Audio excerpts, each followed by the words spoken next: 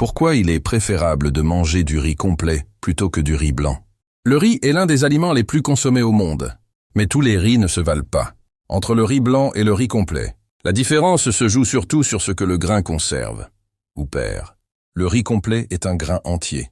Cela signifie qu'il conserve son enveloppe extérieure, appelée le son, ainsi que le germe. Ce sont justement ces parties qui contiennent la majorité des fibres, des vitamines et des minéraux. À l'inverse, le riz blanc est raffiné. On lui retire ses couches, ce qui le rend plus blanc, plus tendre, mais aussi beaucoup plus pauvre sur le plan nutritionnel. Grâce à ces fibres, le riz complet est digéré plus lentement. Cela permet une libération progressive de l'énergie, sans pic brutal de sucre dans le sang.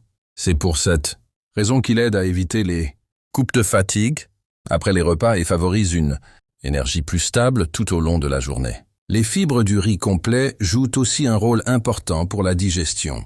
Elles soutiennent le transit intestinal et nourrissent le microbiote, ce qui contribue à un meilleur équilibre digestif et général.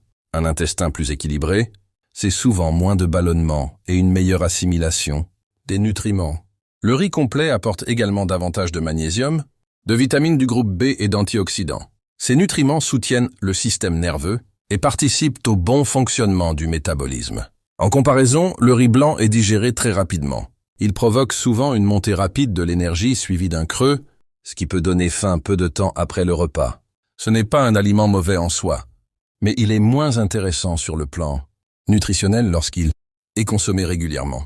Pour profiter pleinement des bienfaits du riz complet, il est important de bien le cuire et de le rincer avant cuisson. Et vous préférez le riz blanc ou le riz complet?